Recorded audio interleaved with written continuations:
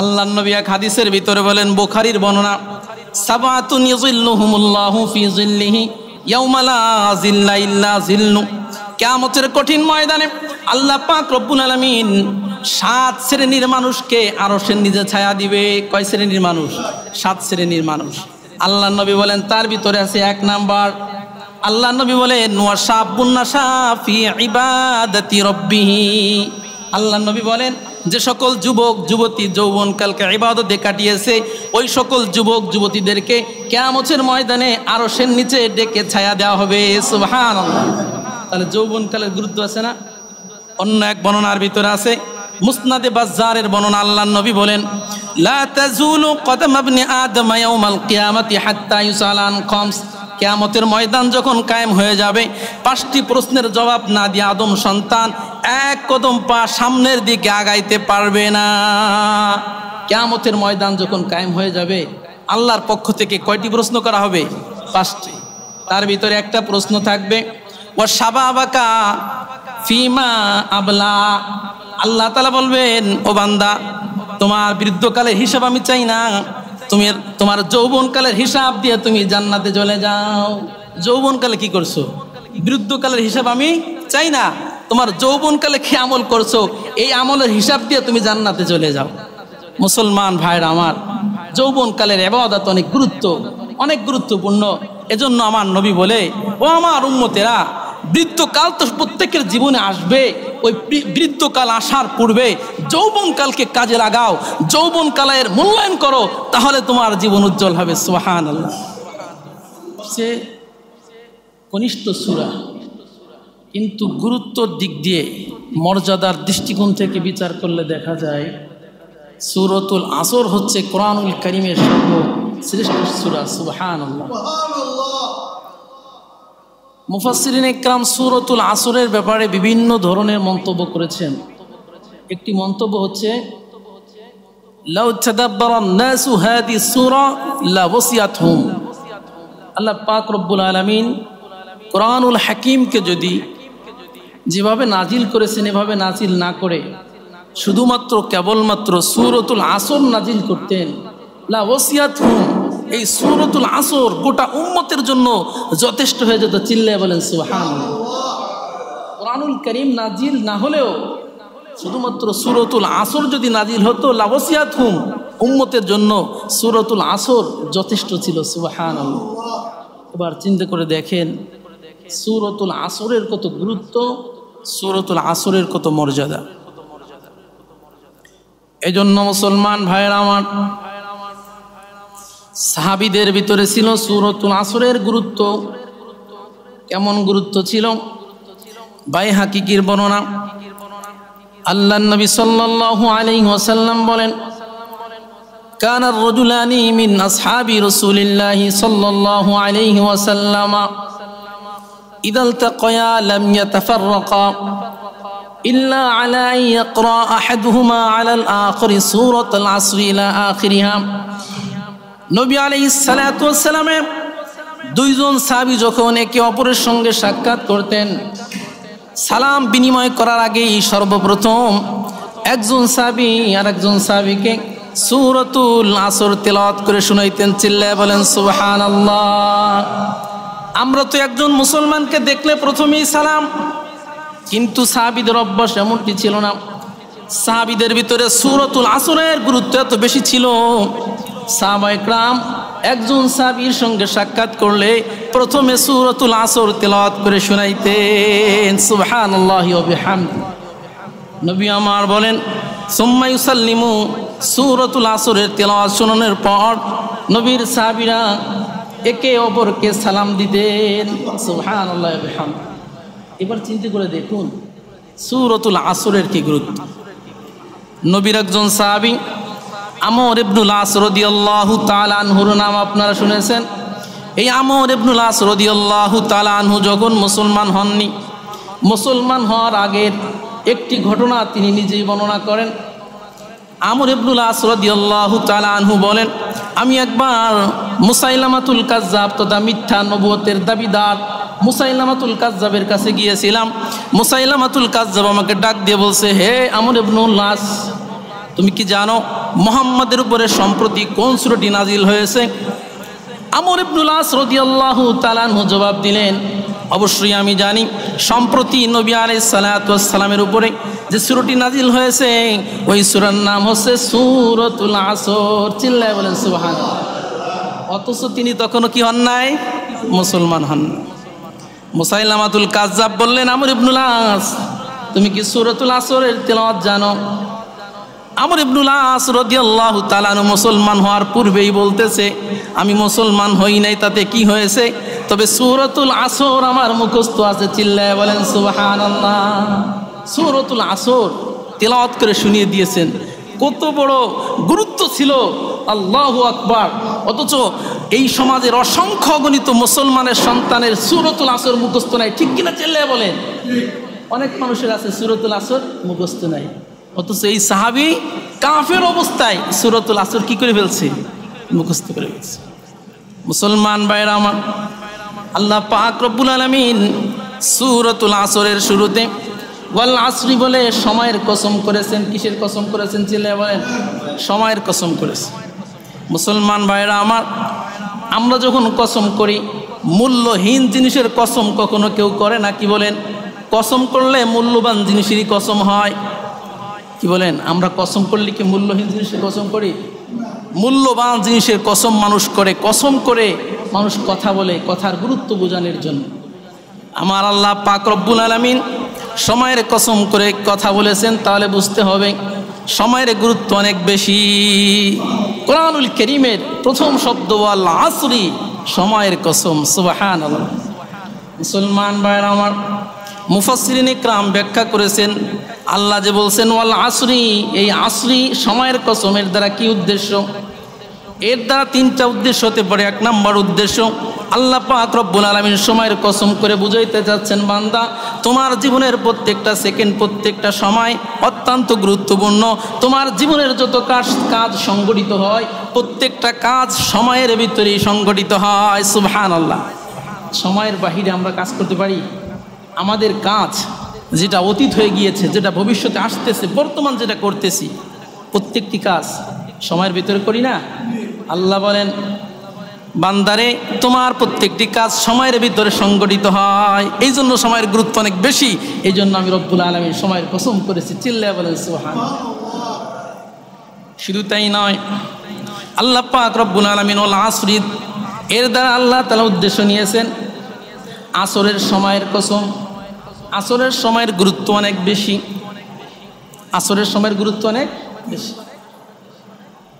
নবীর জামানায় কাফেরেরা আসরের সময় নানা রকমের খারাপ পরামর্শ করত। দারুন নাদওয়ায় অবস্থান করে সাহাবীদের বিরুদ্ধে, নবীর বিরুদ্ধে নানা রকমের কুপরামর্শ করত। এই জন্য আসরের সময়কে বলা হতো জামানুস সু, মন্দ সময়। আল্লাহ পাক রব্বুল আলামিন আসরের সময়ের কসম করে তাদের চিন্তাধারাকে খণ্ডন করে দিয়েছেন। আল্লাহ বলেন, না, আসরের সময় মূল্যহীন নয়, আসরের সময়ের গুরুত্ব কম নয়, বরং আসরের সময়ের গুরুত্ব হচ্ছে সব সময়ের চেয়ে বেশি। সুবহানাল্লাহ। 5 ওয়াক্ত নামাজের যে সময় আছে এর ভিতরে আসরের সময়ের গুরুত্ব সবচেয়ে বেশি। কেমনে? হাদিসের ভিতরে আসছে, আল্লাহ নবী সাল্লাল্লাহু আলাইহি ওয়াসাল্লাম বলেন, সারাদিন যে সকল ফেরেশতারা দায়িত্ব পালন করেছে, আসরের সময় তারা আল্লাহ তাআলার কাছে চলে যায়। আবার সারা রাত যে সকল ফেরেশতারা দায়িত্ব পালন করবে, এই সকল ফেরেশতারা আসরের সময় দুনিয়ায় পদার্পণ করে। চিল্লায়ে বলেন সুবহানাল্লাহ। এই জন্য আসরের সময়টা হচ্ছে সবচেয়ে বেশি মূল্যবান। আসরের সময় ফেরেশতারা আসা যাওয়া করে। সারা দিন যারা দায়িত্ব পালন করেছে তারা চলে যায়, রাত্রে যারা দায়িত্ব পালন করবে তারা আসরের সময় আসে। এজন্য আসরের সময়ের গুরুত্ব অনেক বেশি। মুসলমান ভাইরা আমার, কিন্তু সময়ের গুরুত্ব আমরা দিতে পারি নাই, সময়ের মূল্য আমরা দিতে পারি না। এই সময়ের কি পরিমাণ মূল্য? বলে স্বর্ণ মুদ্রার চেয়েও সময়ের মূল্য বেশি। আল ওয়াক্তু আসমানু মিনাদ দাহাব, স্বর্ণ রূপার আর কি পরিমাণ দাম, এর চেয়েও বেশি দাম হচ্ছে সময়ের। সময়ের দাম বেশি, কিন্তু সময়ের মূল্য আমরা দিতে পারি না। সময়ের মূল্য কিভাবে দিতে হয় একটা ঘটনা বললে বুঝবেন। কিতাবের ভিতরে ঘটনা আসছে, আল্লাহর এক বান্দা হীরার একটা টুকরার মালিক হয়েছে, একটা হীরার টুকরা পেয়েছে। হীরার টুকরা পাওয়ার পর স্বর্ণকারের কাছে গেছে। স্বর্ণকারের কাছে যে বলতেছে, ভাই আমার এই হীরার টুকরার কি পরিমাণ মূল্য আমাকে একটু বুঝাও। স্বর্ণকার বলতেছে, ভাই তোমার হীরার টুকরার অনেক মূল্য, তবে এর মূল্য আরো বেড়ে যাবে যদি হীরার টুকরার উপরে কারুকার্য করা হয়। চিল্লায় বলেন সুবহানাল্লাহ। হীরার উপরে যদি কি করা হয়, কারুকার্য করা হয়, নকশা করা হয়, তাহলে তোমার হীরার দাম আরো বেড়ে যাবে। মুসলমান ভাইরা আমার, যখন স্বর্ণকার বলল নকশা করলে তোমার হীরার দাম বেড়ে যাবে, লোকটা বলল যত টাকা দেওয়া লাগে আমি টাকা দিব, তবে আমার হীরার টুকরার উপরে নকশা করতেই হবে। সুবহানাল্লাহ বিহামদিহি। যাই হোক, এই লোকটা স্বর্ণকারকে ভাড়া নিছে, স্বর্ণকারকে ভাড়া নিছে এই হীরার টুকরার উপরে কারুকার্য করতে হবে। কিন্তু স্বর্ণকার লোকটা খুব সুন্দর সুন্দর গান জানতো। লোকটার অভ্যাস ছিল কাজের ফাঁকে ফাঁকে সুন্দর সুন্দর গান গায়। হীরার উপরে যখন কারুকার্য করতেছিল, নকশা করতেছিল, হঠাৎ করে একটা গান ধরছে। গানের সুরে লোকটা মুগ্ধ হয়ে বলতেছে, আপনার কণ্ঠে গান তো অনেক সুন্দরী মানায়, আপনি আরো কয়েকটা গান গান। মুসলমান ভাইরা আমার, স্বর্ণকার একের পর এক গান গাইতেই ছিল। পর্যায়ক্রমে গান গাইতে গাইতে অনেকগুলা গান গেয়ে ফেলেছে, লম্বা সময় অতিবাহিত হয়ে গেছে। কিছু সময় পর স্বর্ণকার বলতেছে, ভাই আমাকে মজুরি দাও, আমাকে বিনিময় দাও। লোকটা বলতেছে, কিসের মজুরি আপনাকে দিব, কিসের বিনিময় দিব? আপনি তো এখনো এই পাথরের উপরে, এই হীরার টুকরার উপরে এখনো তো কারুকার্যই করেন নাই, এখনো তো নকশা করেন নাই, কিসের পারিশ্রমিক? স্বর্ণকার লোকটা বলল, ভাই তোমার কাছে যেমনিভাবে হীরার টুকরার মূল্য আছে, যখন আমি বলেছি হীরার টুকরার উপরে কারুকার্য করলে তার দাম বেড়ে যাবে, যখন তুমি সঙ্গে সঙ্গে তুমি হীরার টুকরার উপরে কারুকার্য করতে রাজি হয়ে গেছো, অনুরূপভাবে আমার কাছে সময়ের মূল্য আছে। চিল্লায় বলেন সুবহানাল্লাহ। আমি হীরার টুকরার উপরে কোনো কাজ করি না, এটা বাস্তব কথা, কিন্তু এই যে তোমার পিছে গান গেয়ে গেয়ে আমি যে সময়টা নষ্ট করছি, আমার জীবনের মূল্যবান সময় তোমার পিছে ব্যয় করে দিয়েছি, এই সময়ের মূল্য আমি চাই। সুবহানাল্লাহ। এই জন্য মুসলমান ভাইরা আমার, মুফাসসিরিন ইকরাম বলে, এ দুনিয়ার মুসলমান, তোমরা যদি সময়ের গুরুত্ব বুঝতে চাও তাহলে বরফ বিক্রেতার দিকে তাকাও। বরফ বিক্রেতার দিকে তাকাইলে সময়ের গুরুত্ব বোঝা যায়। একজন মুফাসসির একদিন বাজারে গেছে। বাজারে যাওয়ার পর দেখতেছে একজন বরফ বিক্রেতা ঘোষণা করছে, ইরহামু মাইয়াদুবু রাসু মালিহি। একজন বরফ বিক্রেতা বারবার ঘোষণা করছে, হে বাজারের ক্রেতারা, ওই ব্যক্তির প্রতি তোমরা দয়া করো যে ব্যক্তির মূলধন প্রতিনিয়ত কমতেছে। সুবহানাল্লাহ। একজন বরফ বিক্রেতা কি করতেছে? ঘোষণা করতেছে, ইরহামু মাইয়াদুবু রাসু মালিহি, যার মূলধন প্রতি সেকেন্ডে সেকেন্ডে কমতেছে, এমন ব্যক্তির প্রতি তোমরা কি করো? দয়া করো। বাজারের সব ক্রেতারা জমা হয়ে গেছে। কিরে ভাই, তুমি এত চিল্লাচ্ছ কেন? তখন লোকটা বলল, ভাই আমি পেশায় একজন বরফ বিক্রেতা, আমার বরফ যদি তোমরা দ্রুত ক্রয় না করো তাহলে যত দেরি হবে প্রত্যেকটা সেকেন্ডে সেকেন্ডে আমার মূলধন কমতেই থাকবে। কি বলেন? বরফ যত সেকেন্ড যাবে বরফ কমে যাবে না? বরফ গলে পানি হয়ে যাবে না? এই জন্য বরফ বিক্রেতা বলছে, দ্রুত আমার বরফ তোমরা ক্রয় করো, অন্যথায় আমার মূলধন শেষ হয়ে যাবে। আল্লাহর ওলি এক মুফাসসির এই চিত্রটা দেখছে, দেখে উনি বলতেছে, হে দুনিয়ার মানুষ, সময়ের গুরুত্ব যদি বুঝতে চাও তাহলে বরফ বিক্রেতার কাছে যাও। দেখো বরফ বিক্রেতার মূলধন যেমনি ভাবে প্রতি সেকেন্ডে কমতেছে, আল্লাহ তাআলা আপনাকে আমাকে একটা মূলধন দিয়েছেন, ওই মূলধন হচ্ছে আপনার আমার জীবনের হায়াত। মুসলমান ভাইরা আমার, এই হায়াতের গুরুত্ব আমরা বুঝি না, অথচ প্রতিটা সেকেন্ডে সেকেন্ডে আপনার আমার জীবনের মূলধন কিন্তু কমতেছে। আমরা অনেক সময় বলি আমার বয়স অনেক বাড়তেছে। কে বলছে আপনার বয়স বাড়তেছে? আপনার আমার বয়স তো প্রতিনিয়ত কমতেছে। আল্লাহ তাআলা আপনাকে আমাকে সৃষ্টি করার বহু পূর্বেই আপনার আমার তাকদিরে কত বছর হায়াত আছে সবগুলো আল্লাহ তাআলা লিখে রেখেছেন। দুনিয়ার জমিনে আপনার আমার বয়স যত অতিবাহিত হচ্ছে, আপনার আমার বয়স তত কমে যাচ্ছে, কিন্তু আমাদের ফিকির নাই মুসলমান। এজন্য সময়ের গুরুত্ব দিতে হবে, সময় অনেক মূল্যবান। নবী আমার বলে, আর দুনিয়া মাজরাতুল আখিরা, এই দুনিয়া হচ্ছে পরকালের ক্ষেত স্বরূপ। পরকালে যদি কামিয়াব হতে চাও, এই দুনিয়ার জমিনে কাজ করে দুনিয়ার সময়কে কাজে লাগাও, তাহলে কি হবে? পরকালের সময়টা মূল্যবান হবে। মুসলমান ভাইরা আমার, এই জন্য হায়াত থাকতে দুনিয়ার জীবনের সময়টাকে কাজে লাগাইতে হবে। দুনিয়ার জীবন থেকে আপনার জান্নাত কামাই করে যেতে হবে। মুসলমান ভাইরা আমার, এই জন্যই তো আল্লাহর নবী বলছেন, আর দুনিয়া মাজরাতুল আখিরা, দুনিয়া হচ্ছে পরকালের ক্ষেত স্বরূপ। আপনি এই দুনিয়ায় চাষাবাদ করবেন, এর ফল দুনিয়ায় পাবেন না, পরকালে পাবেন। মুসলমান ভাইরা আমার, একটি উদাহরণ দিলে ভালো করে বুঝবেন। এক ব্যক্তি একটা সুন্দর দ্বীপের ভিতরে ঘুরতে গেছে। দ্বীপের ভিতরে সুন্দর সুন্দর কিছু দৃশ্য আছে, চিত্র আছে। হঠাৎ করে দ্বীপের ভিতরে দেখতেছে একটা স্বর্ণের ছোট্ট একটা পাহাড়। স্বর্ণের পাহাড়ের পাশে একজন মানুষ দাঁড়িয়ে আছে।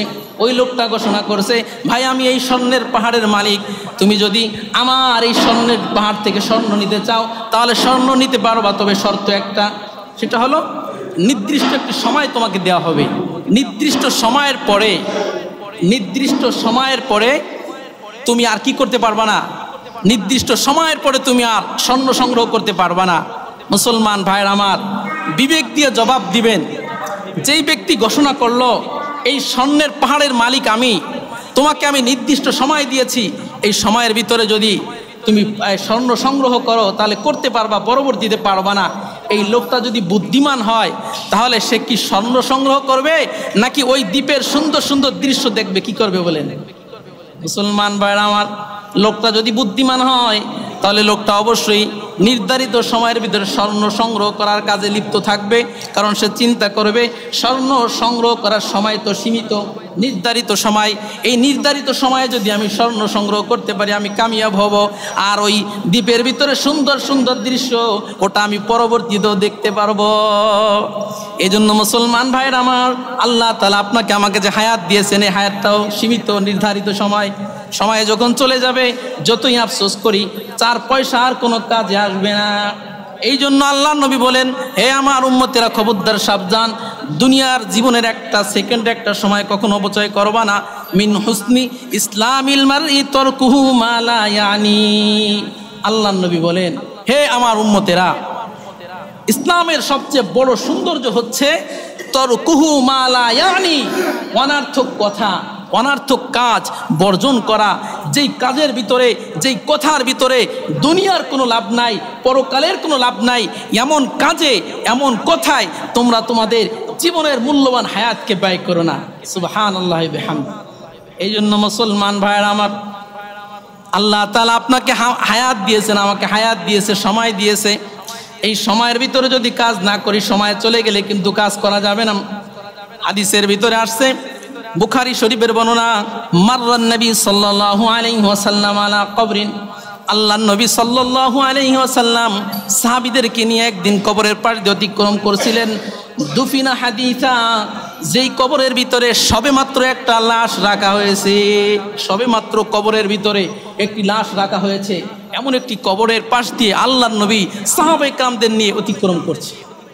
আল্লাহর নবী সাহাবীদের বললেন, ও আমার প্রাণের সাহাবীরা শোনো, রাকাতানে খফিফাতানে মিম্মা তাহকিরুন, রাকাতানে খফিফাতানে মিম্মা তাহকিরুন।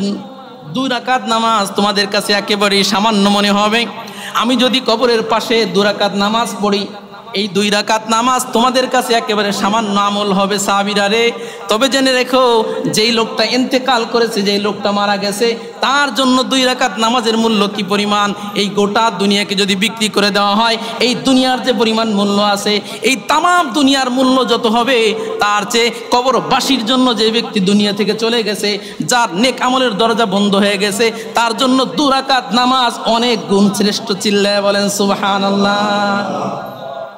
2 রাকাত নামাজ আমাদের কাছে কিছুই মনে হয় না, 2-4 মিনিট আমরা পড়ে ফেলি, মনে করি এটা তো সাধারণ বিষয়, এটা কোনো বিষয় হলো। আল্লাহর নবী বলে, যার জীবনের হায়াতটা শেষ হয়ে গিয়েছে, তার জন্য 2 রাকাত নামাজ মানে গোটা দুনিয়ার সমস্ত সম্বল বিক্রি করলে যে পরিমাণ মূল্য হয়, তার চেয়েও বেশি। সুবহানাল্লাহ। এই জন্য মুসলমান ভাইরা আমার, আপনার আমার জীবনের সময়কে কাজে লাগাইতে হবে, সময়ের মূল্যায়ন করতে হবে।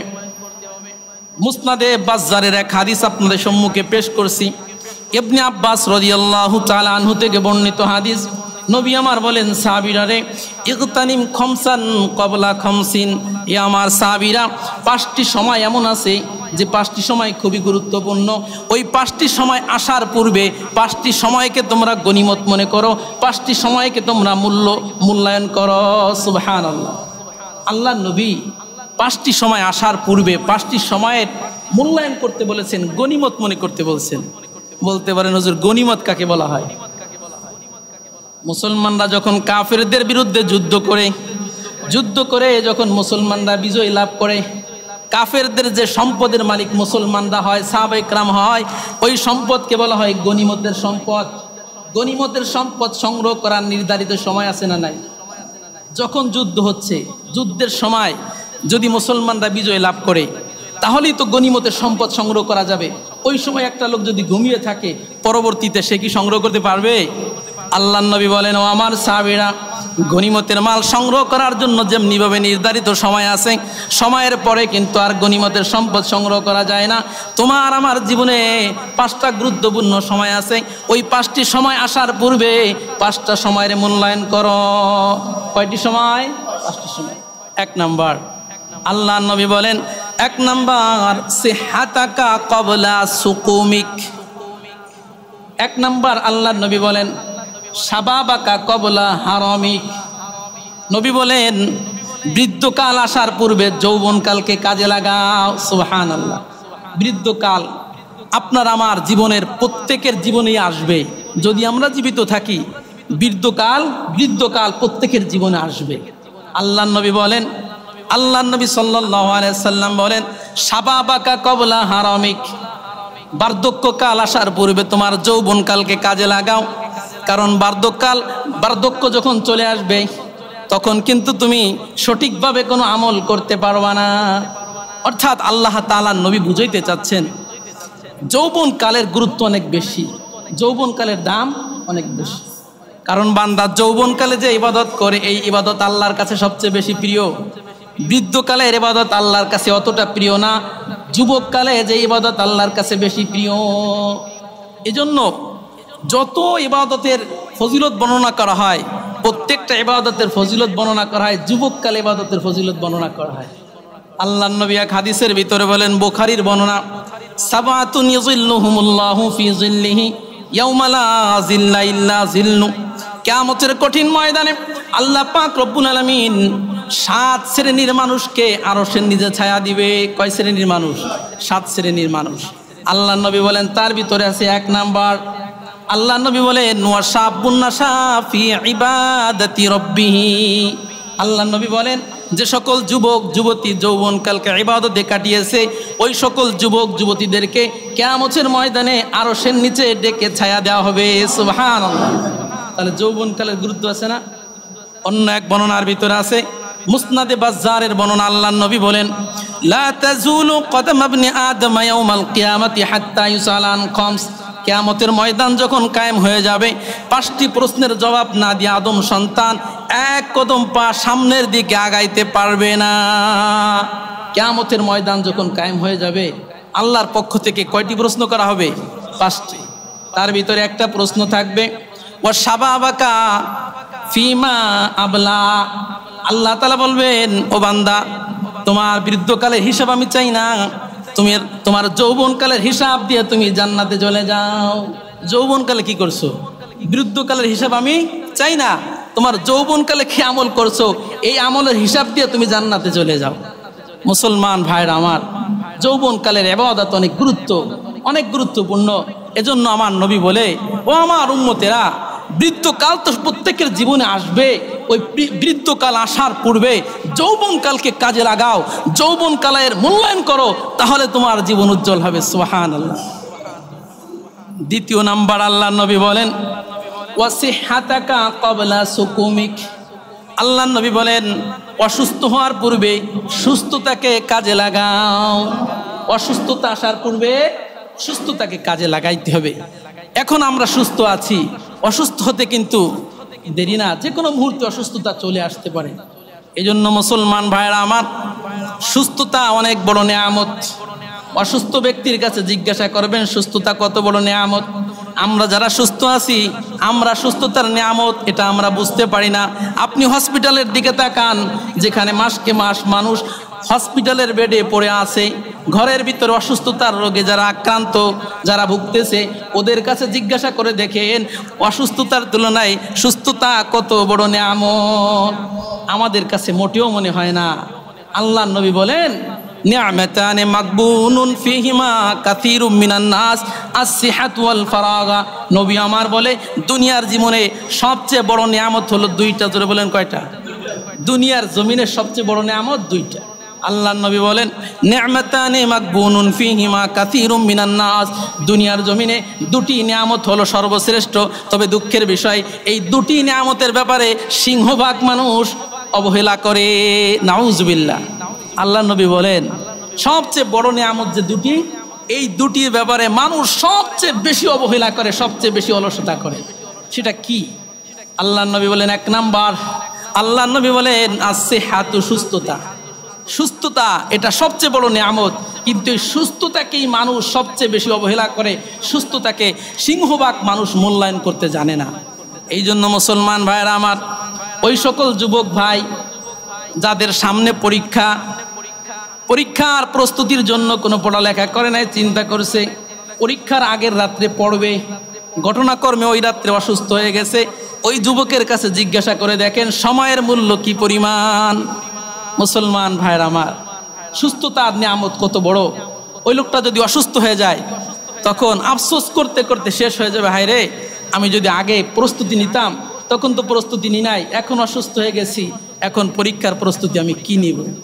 এই জন্য মুসলমান ভাইরা আমার, আল্লাহর নবী বলেন সুস্থতা এটা হলো বড় নিয়ামত। অসুস্থতা আসার পূর্বে তোমরা সুস্থতাকে কাজে লাগাও। 2 নাম্বার। 3 নাম্বার, আল্লাহর নবী সাল্লাল্লাহু আলাইহি ওয়াসাল্লাম বলেন, ওয়া গিনাআকা ক্বাবলা ফাকরিক। অসচ্ছলতা আসার পূর্বে সচ্ছলতাকে কাজে লাগাও।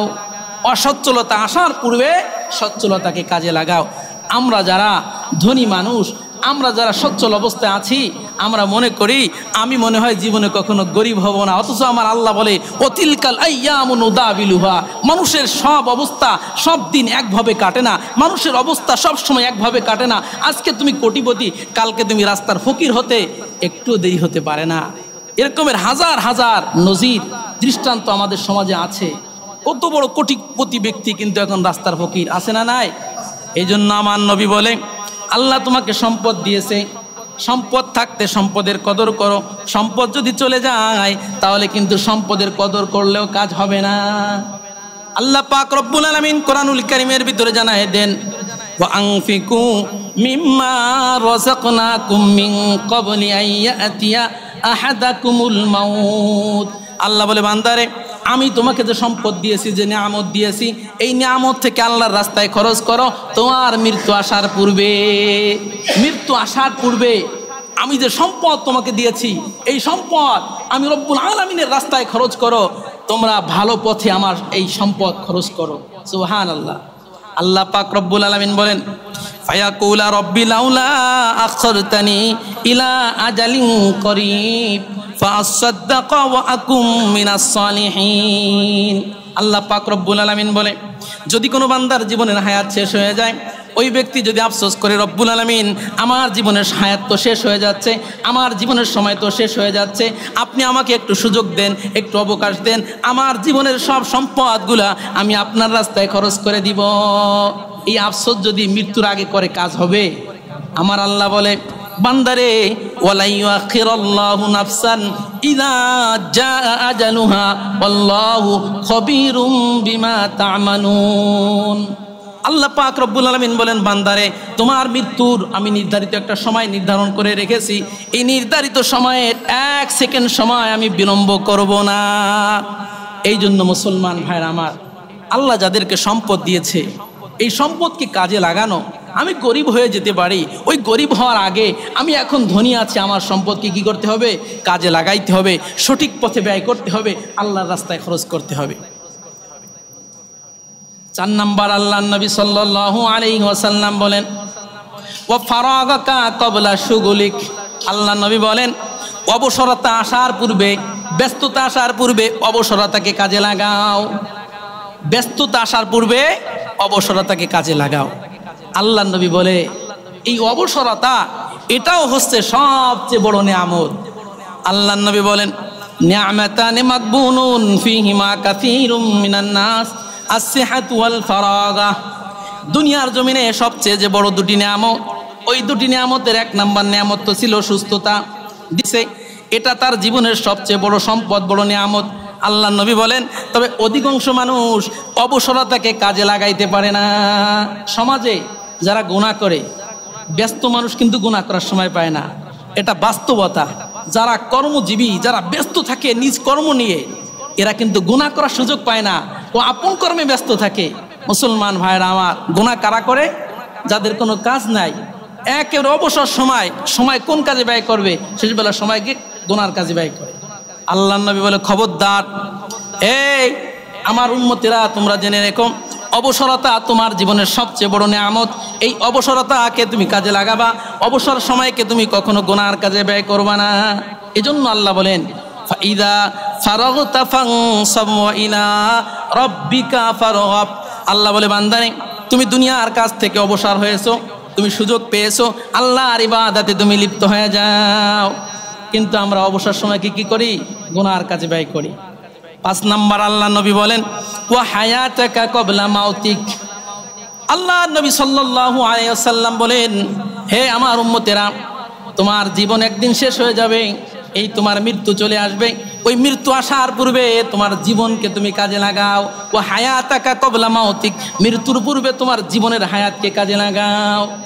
আমরা কিন্তু আমাদের জীবনের হায়াতকে কাজে লাগাচ্ছি না। আলী রাদিয়াল্লাহু তাআলা আনহু বড় চমৎকার কথা বলেছে। আলী রাদিয়াল্লাহু তাআলা আনহু বলেন আন্নাসু নিয়াম ফাইদা মাতু ইনতাবাহু। দুনিয়ার সব মানুষ, জীবিত মানুষগুলো সব ঘুমন্ত হয়ে গেছে। দুনিয়ার সব জীবিত মানুষগুলা ঘুমন্ত হয়ে গেছে। ওয়াইদা মাতু ইনতাবাহু, এই মানুষগুলা যখন মৃত্যুবরণ করবে তখন এই মানুষগুলা জাগ্রত হবে। মৃত্যুবরণের আগে আমরা বুঝতে পারতেছি না, আমাদের সময়কে আমরা অপচয় করে ফেলতেছি। তিনি বলেন মানুষ যখন মারা যাবে, মারা যাওয়ার পরে বুঝবে সময়ের মূল্য কত বেশি। তখন কি বুঝলে কাজ হবে? কিয়ামতের ময়দানে আফসোস করবে কিছু মানুষ। দুনিয়ার হায়াতকে যারা নষ্ট করেছে, দুনিয়ার সময়কে যারা অবহেলা করে কাটিয়ে দিয়েছে, কিয়ামতের কঠিন ময়দানে তারা আফসোস করবে রব্বুল আলামিন আমাকে একটু সুযোগ দেন, আমাকে একটু অবকাশ দেন, আমাকে পুনরায় হায়াত দেন, জীবন দেন, আমি দুনিয়ার জমিনে যে পুনরায় নেক আমল করে আসতে চাই। আচ্ছা, কিয়ামতের ময়দানে এমন দরখাস্ত করলে কবুল হবে? আল্লাহ পাক রব্বুল আলামিন কোরআনের ভিতরে জানিয়ে দেন ওয়ালাউ তারা ইদিল মুজরিমুনা নাকিসু রুসিহিম ইনদা রাব্বিহিম রব্বানা আবসারনা ওয়া সামি'না ফারজি'না না'মাল সালিহা ইন্না মুকিনুন। রব্বুল আলামিন এই পরকালে সবই বুঝতে পেরেছি, সবই চোখ দিয়ে দেখতেছি, পরকালের শাস্তিগুলো চোখ দিয়ে দেখতেছি, কান দিয়ে শুনতেছি। রব্বুল আলামিন দুনিয়ার জমিনে আলেম ওলামা যা বলেছে সবই সঠিক বলেছিল, আপনি যা বলেছেন তাও সঠিক বলেছেন, আপনার নবী যেটা বলেছে তাও সঠিক বলেছে। বাকি দুনিয়ার জীবনে আমরা বুঝতে পারি না, আমলও করতে পারি নাই। রব্বুল আলামিন একটু সুযোগ দেন, একটু অবকাশ দেন, দুনিয়ার জমিনে পুনরায় যে আবার বেশি বেশি নেক আমল করতে চাই। এরকমের দরখাস্ত কিয়ামতের ময়দানে কিছু মানুষ করবে। আল্লাহ পাক রব্বুল আলামিন তাদের দরখাস্ত নিক্ষেপ করে দিবেন, ছুঁড়ে মারবেন, তাদের দরখাস্ত আল্লাহ তাআলা কবুল করবেন না। এই জন্য মুসলমান ভাইরা আমার, আপনার আমার জীবনের মূল্যবান হায়াতকে আমরা কাজে লাগাবো। আল্লাহ তাআলা সূরাতুল আসরের শুরুতে ওয়াল আসরি, সময়ের কসম করেছেন। শুধু একটা শব্দের তাফসীরই মাত্র করলাম, ওয়াল আসরি, সময়ের কসম। আল্লাহ বলেন সময়ের কসম, সময়ের বড় দাম। আল্লাহ তাআলা সময়ের কসম করে বলতেছেন ওয়াল আসরি ইন্নাল ইনসানা লাফি খুসর। আল্লাহ পাক রব্বুল আলামিন বলেন সময়ের কসম করে বলছি, হে দুনিয়ার মানুষ শুনে রেখো, সময়ের কসম করে বলছি দুনিয়ার সব মানুষ ক্ষতির ভিতরে আছে। দুনিয়ার সব মানুষ কিসের ভিতরে আছে? ক্ষতির ভিতরে আছে। আল্লাহর নবী বলে আমার উম্মতেরা রে, আমি তো আমার চোখ দিয়ে দেখতেছি তোমরা জান্নাতের দিকে দৌড়াইতেছো না, তোমরা জাহান্নামের দিকে দৌড়াইতেছো। আমরা কোন দিকে দৌড়াই? জাহান্নামের দিকে দৌড়াচ্ছি। আমরা তো বুঝতেছি না। আল্লাহর নবী বলে হে আমার উম্মতেরা, তোমরা জাহান্নামের দিকে ছুটতেছো। আল্লাহর নবী সাল্লাল্লাহু আলাইহি ওয়াসাল্লাম হাদিসে পাকের মধ্যে জানিয়ে দিলেন, আনা আকিযুম বিহুজাজিকুম আনিন নার, ও আমার উম্মতেরা, তোমরা জাহান্নামের দিকে ছুটতেছো, জাহান্নামের দিকে তোমরা দৌড়াইতেছো। ওয়ানা আখিযুম বিহুজাজিকুম আনিন নার, আমি তোমাদের কোমর ধরে ধরে জাহান্নামের আগুন থেকে বাঁচানোর চেষ্টা করছি। চিল্লায়ে বলেন সুবহানাল্লাহ। আমরা জাহান্নামের দিকে ছুটছি বাজান, আমরা তো বুঝতেছি না আমাদের যে কাজ, আমাদের যে কর্ম, এই কাজ আমাদেরকে কোথায় নিয়ে যাবে? জাহান্নামে নিয়ে যাবে। আমরা জাহান্নামের দিকে ছুটে যাচ্ছি, আমরা তো জাহান্নামের কায়েদ। মুসলমান ভাইরা আমার, আল্লাহর নবী আমাদেরকে খুব দরদ মাখা কণ্ঠে বলতেছে, হালুম্মা ইলান্নার, হালুম্মা ইলাইয়া, হালুম্মা ইলাইয়া, হালুম্মা ইলাইয়া। হে আমার উম্মতেরা, জাহান্নামের আগুন থেকে বেঁচে তোমরা আমার কাছে আসো, জাহান্নামের আগুন থেকে বেঁচে তোমরা আমার কাছে আসো। আল্লাহর নবী উদাহরণ দিয়ে বলেন, অন্ধকার একটা মাঠের ভিতরে যদি কোনো ব্যক্তি একটা মোমবাতি জ্বালায়, কি জ্বালায়? মোমবাতি জ্বালায়। এই মোমবাতির ভিতরে যদি আগুন জ্বলে, এই মোমবাতির ভিতরে কিন্তু অসংখ্য অগণিত পোকামাকড় পড়ে না? পড়ে না? পড়ে না? আল্লাহর নবী বলে, এই মোমবাতির মালিক যতই চেষ্টা করে কিন্তু পোকামাকড় কিন্তু ওই মোমবাতির আগুনের ভিতরে ঝাঁপ দিয়ে পড়ে, লাফ দিয়ে পড়ে। ওই মালিক যতই চেষ্টা করে কিন্তু চেষ্টা করে সে ব্যর্থ হয়ে যায়। আল্লাহর নবী বলেন, ও আমার উম্মতেরা, আমার দু চোখ দিয়ে আমি দেখতেছি তোমরাও জাহান্নামের দিকে লাফ দিয়ে দিয়ে তোমরা জাহান্নামের দিকে যাচ্ছ, তোমরা জাহান্নামে যাচ্ছ, প্রতিযোগিতার সঙ্গে তোমরা জাহান্নামের দিকে চলে যাচ্ছ। নাউজুবিল্লাহ। এই জন্য আল্লাহ পাক রব্বুল আলামিন বলেন, ওয়াল আসরি, সময়ের কসম, ইন্নাল ইনসান লাফি খুস, নিশ্চয়ই প্রত্যেকটা মানুষ ক্ষতির ভিতরে আছে। আচ্ছা, প্রত্যেকটা মানুষ যদি ক্ষতির ভিতরে থাকে, ক্ষতির থেকে বাঁচার রাস্তা আছে না? প্রত্যেকটা অসুস্থতার চিকিৎসা আছে না? রোগ যতই কঠিন হোক না কেন, প্রত্যেকটা রোগের কি আছে? একটা চিকিৎসা আছে। তো আল্লাহ পাক রব্বুল আলামিন বললেন, ইন্নাল ইনসানা লাফি খুস, নিশ্চয়ই দুনিয়ার সব মানুষ ক্ষতির ভিতরে আছে, প্রত্যেকটা মানুষ ক্ষতির ভিতরে আছে। তো ক্ষতির থেকে বের হওয়ার রাস্তা কি? এটা আল্লাহ তাআলা বলে দিলেন। আল্লাহ পাক রব্বুল আলামিন সূরাতুল আসরের ভিতরে জানিয়ে দেন, ইল্লাল্লাযীনা আমানু ওয়া আমিলুস সালিহাত ওয়া তাওয়াসাউ বিল হাক্কি ওয়া তাওয়াসাউ বিস সবর।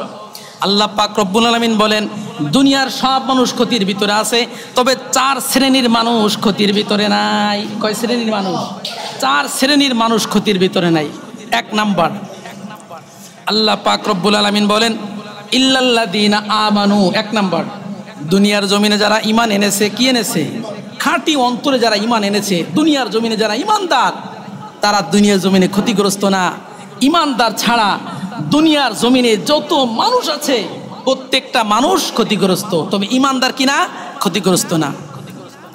এজন্য আল্লাহ পাক রব্বুল আলামিন বললেন, ফামান আমানা ওয়া আসলাহা ফালা খাউফুন আলাইহিম ওয়ালা হুম ইয়াহজানুন। আমার আল্লাহ তাআলা কোরআনুল কারীমের ভিতরে জানায় দেয়, ফামান আমানা, দুনিয়ার জমিনে যে ব্যক্তি ঈমান আনলো, ওয়া আসলাহা, নিজেকে সংশোধন করলো, নিজেকে পরিশুদ্ধ করলো, ফালা খাউফুন আলাইহিম ওয়ালা হুম ইয়াহজানুন। আল্লাহ বলেন, দুনিয়ার জমিনে যারা ঈমান এনেছে, ঈমান আনার পরে নিজেকে পরিশুদ্ধ করেছে, দুনিয়ার জমিনে তাদের কোনো ভয় নাই। ফালা খাউফুন আলাইহিম ফিদ দুনিয়া, দুনিয়ার জমিনে তাদের কোনো কি নাই? ভয় নাই।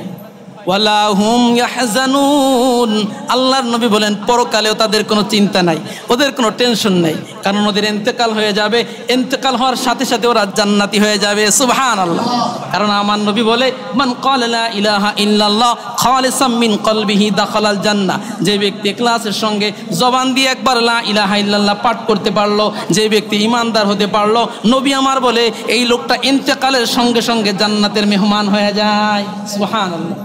এজন্য দুনিয়ার জমিনে যারা ঈমানদার, এরা কিনা? ক্ষতিগ্রস্ত না। 2 নাম্বার, আল্লাহ বলেন, ইল্লাল্লাযীনা আমানু ওয়া আমিলুস সালিহাত, দুনিয়ার জমিনে যারা নেক কাজ করেছে, যারা ভালো কাজ করেছে, দুনিয়ার জমিনে যারা নেককার পরিচয় দিয়েছে, এই নেককার ব্যক্তিগণ ভালো কাজ যারা করে, এই লোকগুলা দুনিয়ার জমিনে ক্ষতিগ্রস্ত না। তাহলে ঈমানদার এবং নেককার, ঈমানদার এবং নেককার, এরা কিনা? ক্ষতিগ্রস্ত না। আল্লাহ পাক রব্বুল আলামিন বলেন, আম্মাল্লাযীনা আমানু ওয়া আমিলুস সালিহাত ফালাহুম জান্নাতুল মাওয়া নুজুলাম বিমা কানু ইয়ামালুন। আল্লাহ বলেন দুনিয়ার জমিনে যারা ঈমান এনেছে ওয়া আমিলুস সালিহাত এবং দুনিয়ার জমিনে যারা নেক কাজ করেছে ফালাহুম জান্নাতুল মাওয়া, ওদের ঠিকানা হবে চিরস্থায়ী জান্নাত। সুবহানাল্লাহ। যারা ঈমান এনেছে, ঈমানের পাশাপাশি কি করছে? নেক আমল করেছে। আল্লাহর নবী বলেন মাওয়াহুম আল জান্নাহ, ওদের ঠিকানা হবে কি? জান্নাত। নুজুলাম বিমা কানু ইয়ামালুন, দুনিয়ার জমিনে তারা যে ভালো কাজ করেছে এই ভালো কাজের মেহমানদারি হিসাবে তাদেরকে চিরস্থায়ী জান্নাত দেয়া হবে। চিল্লায়ে বলেন সুবহানাল্লাহ। আল্লাহ পাক রব্বুল আলামিন অন্য এক আয়াতের ভিতরে বলেন ইন্নাল্লাযীনা আমানু ওয়া আমিলুস সালিহাত উলাইকা হুম খায়রুল বারিয়া। আল্লাহ বলেন দুনিয়ার জমিনে যারা ঈমান এনেছে, ঈমান আনার পাশাপাশি যারা নেক আমল করেছে, উলাইকা হুম খায়রুল বারিয়া, ওরা হচ্ছে পৃথিবীর বুকে সর্বশ্রেষ্ঠ মানুষ। সুবহানাল্লাহ। সর্বশ্রেষ্ঠ মানুষ কারা? এই কথা যদি বলি প্রত্যেকে বলবে হুজুর আমি তো শ্রেষ্ঠ, আমি কি শ্রেষ্ঠ? অথচ আমার আল্লাহ বলে না, শ্রেষ্ঠ হওয়ার জন্য দুটা গুণ লাগবে। এক নাম্বার ঈমান, দ্বিতীয় নাম্বার কি? আমল। ইন্নাল্লাযীনা আমানু ওয়া আমিলুস সালিহাত উলাইকা হুম খায়রুল বারিয়া।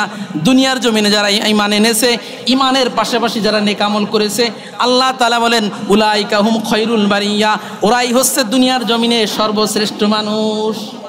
উলাইকা হুম খায়রুল বারিয়া জাযাউহুম ইনদা রাব্বিহিম জান্নাতু আদন তাজরি মিন তাহতিহাল আনহার খালিদিনা ফিহা আবাদা রাদিয়াল্লাহু আনহুম ওয়া রাদু আন। আল্লাহ পাক রব্বুল আলামিন বলেন দুনিয়ার জমিনে যারা ঈমান এনেছে, নেক আমল করেছে, আল্লাহ পাক রব্বুল আলামিন তাদেরকে এমন এক জান্নাত দান করবেন যে জান্নাতের নিচ থেকে নদী প্রবাহিত থাকবে। সুবহানাল্লাহ।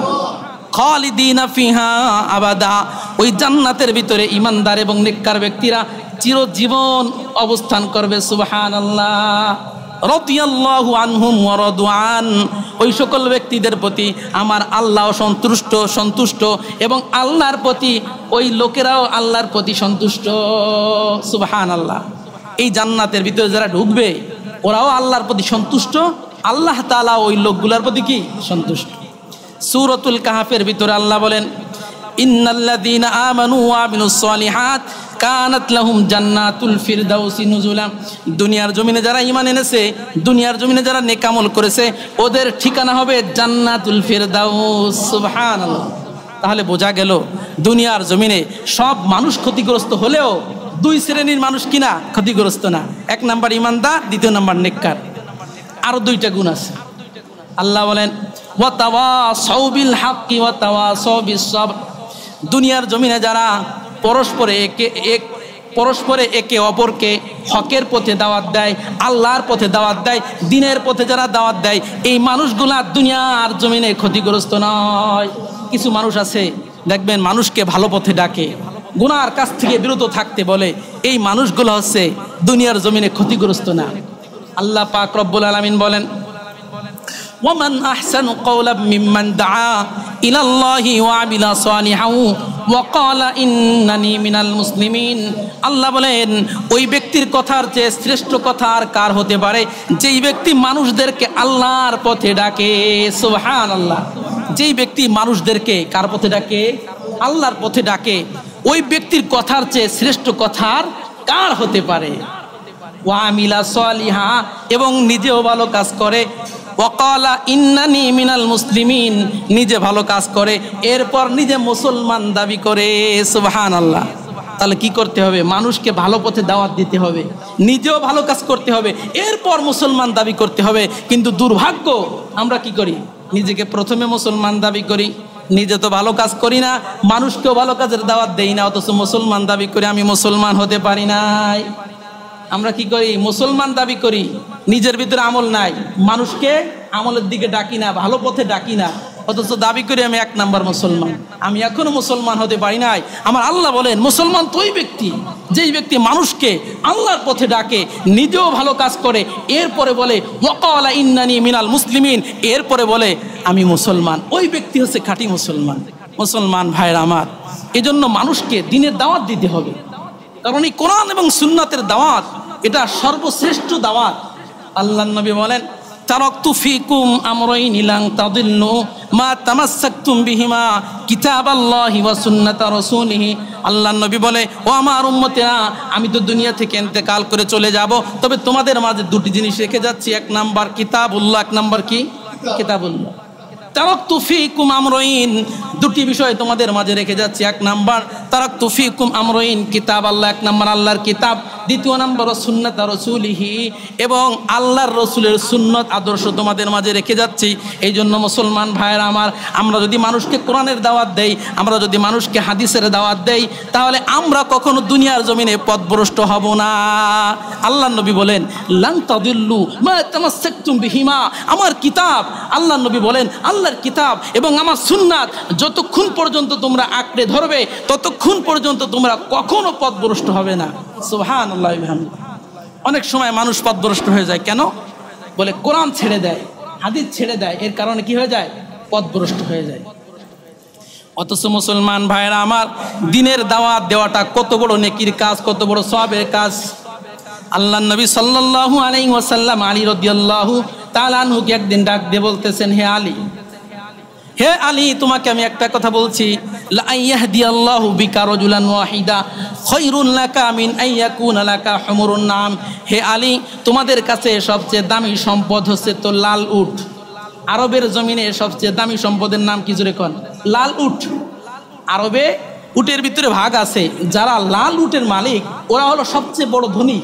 আল্লাহর নবী বলে, তোমাদের কাছে তো সবচেয়ে দামি সম্পদ লাল উট, কিন্তু শুনে রেখো, এই লাল উটের চেয়েও দামি সম্পদ আছে। ওই সম্পদটা হলো লা ইয়াহদিয়াল্লাহু বিকা রাজুলান ওয়াহিদা। হে আলী, তোমার মাধ্যমে যদি আল্লাহ তাআলা কোনো ব্যক্তিকে হেদায়েত দেয়, তোমার মাধ্যমে যদি আল্লাহ কাউকে নামাজি বানায়, তোমার মাধ্যমে যদি আল্লাহ কাউকে রোজাদার বানায়, তাহলে এই আমলটা হচ্ছে লাল উটনির চেয়ে, লাল উটের চেয়েও শ্রেষ্ঠ। চিল্লায়া বলেন সুবহানাল্লাহ।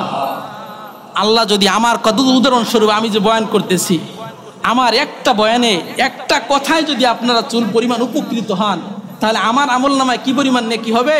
বলে একটা লাল উট, এর দাম তো অনেক বেশি, এটা সদকা করলে, এর দান করলে যে পরিমাণ নেকি হবে, ওর চেয়ে বেশি নেকি আমার আমল নামায় হবে।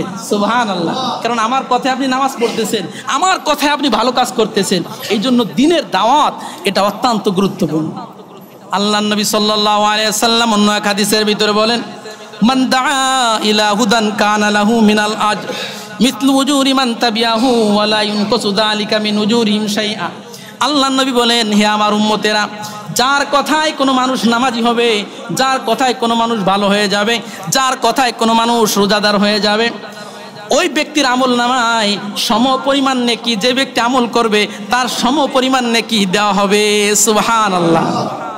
অর্থাৎ কারো কথায় যদি কোনো ব্যক্তি হেদায়েত পেয়ে যায়, কারো কথায় যদি কোনো ব্যক্তি নামাজ ধরে, কারো কথায় যদি কোনো ব্যক্তি রোজা ধরে, যার কথায় আমলটা ধরেছেন ওর আমল নামায়, যার কথায় ওর আমল নামায় আপনি আমল করে যে পরিমাণ নেকি পাবেন, যার কথায় আমল ধরেছেন ওর আমল নামায় সম পরিমাণ নেকি হবে। লা ইউনকুসু যালিকা শাইআ, কারো আমল নামা থেকে চুল পরিমাণ নেকি কমান হবে না। সুবহানাল্লাহ। আপনি নামাজ পড়লেন, আপনার আমল নামায় যে পরিমাণ নেকি, যার কথায় নামাজ পড়েছেন ওর আমল নামাও সম পরিমাণ নেকি, তবে কারো আমল নামা থেকে নেকি কমানো হবে না। সুবহানাল্লাহ। ওমান দাআ ইলা দালালাতিন কানা লাহু মিনাল ইসমি মিথলু আসামি মান তাবিআহু ওয়া লা ইনকুসু যালিকা মিন আসামিহিম শাইআ। আল্লাহর নবী বলেন, এর বিপরীত হলো গুনার কাজ। যদি কোনো ব্যক্তির কথায় কোনো ব্যক্তি গুনার কাজ করে, গুনার কাজ করে তার আমল নামায় যে পরিমাণ গুনাহ হয়েছে, যার কথার কারণে সে গুনাহ করেছে ওর আমল নামায়ও সম পরিমাণ গুনাহ জমা হবে। লা ইনকুসু যালিকা মিন আসামিহিম শাইআ। যার কথায় আমরা গুনাহ করতেছি এবং যে গুনাহ করতেছে কারো আমল নামায় চুল পরিমাণ গুনাহ কম হবে না। আমরা অনেক সময় আমার বড় নেতা, আমার উপরস্থ বড় কর্মকর্তা যে আছে ওর কথায় আমরা অনেক সময় অনেক কাজ করে ফেলি, করি না? তাকে খুশি করার জন্য, তার আদেশ পালন করার জন্য আমরা অনেক সময় শরীয়ত বিরোধী অনেক কাজ আমরা করে ফেলি। মুসলমান ভাইরা আমার, আপনার আমার এই অপকর্মের কারণে আমাকে যে অপকর্মের আদেশ দিয়েছে তার আমল নামাও যে পরিমাণ গুনাহ হচ্ছে, আর আমি যে সরাসরি অপকর্ম করছি আমার আমল নামাও কিন্তু সম পরিমাণ গুনাহ হচ্ছে। এই জন্য মুসলমান ভাইরা আমার, আমরা পরস্পরে মানুষকে দ্বীনের দাওয়াত দিব, মানুষকে গুনার কাছ থেকে বিরত রাখার চেষ্টা করবো। আল্লাহ তাআলা তৌফিক দান করেন। 4 নাম্বার আল্লাহ বলেন, ওয়াতাওয়াসাউ বিস-সাবর দুনিয়ার জমিনে যারা ধৈর্যের পরিচয় দিবে, ধৈর্যের সবক যারা দিবে, দুনিয়ার জমিনে যারা মানুষকে ধৈর্য ধারণ করতে বলবে, ওই মানুষগুলাও দুনিয়ার জমিনে ক্ষতিগ্রস্ত নয়। আমাদের সমাজে অনেক সময় মানুষ বিপদে পড়ে যায়, বিপদে পড়ে গেলে দেখবেন কিছু মানুষ সান্ত্বনা না দিয়ে বলে, আর তুমি তো শেষ, সব শেষ, তোমার জীবন সব শেষ, আর দুনিয়ার জীবনে কিছু করতে পারবা না। এটা না মুসলমান ভাইরা আমার কোনো ভাই দুনিয়ার জমিনে যদি বিপদগ্রস্ত হয়ে যায় তাকে সান্ত্বনা দিতে হবে, এটা কোনো বিপদই না, এর চেয়ে আরো কত সুখ শান্তি তোমার জীবনে আসতেছে। প্রত্যেকটা দুঃখের সাথে কি আছে? সুখ আছে। তোমার আজকের জীবনে অনেক বড় একটা দুঃখ চলে আসছে, ভবিষ্যৎ জীবনে তোমার সুখ আসবে, তাকে সান্ত্বনা দিতে হবে। আল্লাহ নবী সাল্লাল্লাহু আলাইহি সাল্লাম বলেন, সাবরান ইয়া আলা ইয়াসির ফাইন্না মাউইদাকুমুল জান্নাহ। নবীর এক সাহাবী নাম হচ্ছে ইয়াসির রাদিয়াল্লাহু তাআলা আনহু, যুদ্ধের ময়দানে গেছে, শহীদ হয়ে গেছে। তার পরিবার আল্লাহ নবীর কাছে আসছে, ক্রন্দন করছে, ইয়া রাসূলুল্লাহ, ইয়া হাবিবাল্লাহ, ইয়াসির তো শাহাদাত বরণ করেছে। আল্লাহ নবী ডাক দিয়ে বলেন, ইয়া ইয়াসির, ইয়া সাবরান ইয়া আলা ইয়াসির, হে ইয়াসির পরিবার, তোমাদের জন্য আমি একটা সুসংবাদ দিচ্ছি। তোমাদের ইয়াসির মারা গেছে, এতে কোনো কিছু হবে না। তবে যদি তোমরা দুনিয়ার জমিনে ধৈর্যের পরিচয় দিতে পারো, ধৈর্য ধারণ করতে পারো, ফাইন্না মাউইদাকুমুল জান্নাহ, তাহলে আমি তোমাদেরকে জান্নাতের ওয়াদা দিতে রাজি আছি। চিল্লায়ে বলেন সুবহানাল্লাহ। অনেকের আত্মীয় স্বজন মারা যায় না, মারা যাওয়ার কারণে দুঃখ সহ্য করতে না পারে সেও মারা যায়। এরকমের ঘটনা বাংলাদেশে ঘটে না? সন্তান মারা গেছে, বাবা দুঃখ সইতে না পেরে বাবাও কি যায়, মারা যায়। না, সান্ত্বনা দিতে হবে। আপনার কোন আত্মীয় স্বজন মারা গেল, আপনি যদি ধৈর্য ধারণ করতে পারেন, আপনার ঠিকানা কি হবে? জান্নাত। এটা আল্লাহর নবীর কথা, ফাইন্না মাউইদাকুমুল জান্নাহ। বিপদে যারা ধৈর্য ধারণ করে তাদের ঠিকানা কি হয়? জান্নাত হয়। আল্লাহ পাক রব্বুল আলামিন কোরআনুল হাকিমের ভিতরে বলেন, ইন্নামা ইউওয়াফাস সাবিরুনা আজরুহুম বিগাইরি হিসাব। দুনিয়ার জমিনে যারা ধৈর্য ধারণ করবে, এই ধৈর্য ধারণকারীদেরকে এমন বিনিময় দেওয়া হবে যে বিনিময়ের কোনো হিসাব করা হবে না। সুবহানাল্লাহ। আল্লাহ পাক রব্বুল আলামিন দুনিয়ার জমিনে যারা ধৈর্য ধারণ করেছে বিপদে, আল্লাহ তাআলা তাদেরকে বিনা হিসাবে হিসাব না করে বিনা হিসাবে নেকি দান করবে। চিল্লায়ে বলেন সুবহানাল্লাহ। আল্লাহ পাক রব্বুল আলামিন অন্য এক আয়াতের ভিতরে বলেন, ওয়াজাযাহুম বিমা সাবারু জান্নাতাও ওয়া হারিরা। দুনিয়ার জমিনে বিপদে যারা ধৈর্য ধারণ করবে, আল্লাহ তাআলা তাদেরকে দুইটা নিয়ামত দিবে। এক নাম্বার নিয়ামত হলো জান্নাত, দ্বিতীয় নাম্বার নিয়ামত হলো তাদেরকে জান্নাতের পোশাক, রেশমি পোশাক দেওয়া হবে। চিল্লায়ে বলেন সুবহানাল্লাহ। বিপদে ধৈর্য ধারণ করলে এক নাম্বার জান্নাত, দ্বিতীয় নাম্বার জান্নাতি পোশাক দেওয়া হবে কি? রেশমি পোশাক। মুত্তাকিনা ফিহা আলাল আরাইক লা ইয়ারাউনা ফিহা শামসান ওয়ালা জামহারিরা। আল্লাহ বলেন, ওরা জান্নাতের ভিতরে বিশাল বড় বড় স্বর্ণের সিংহাসনের উপরে তারা বসে থাকবে।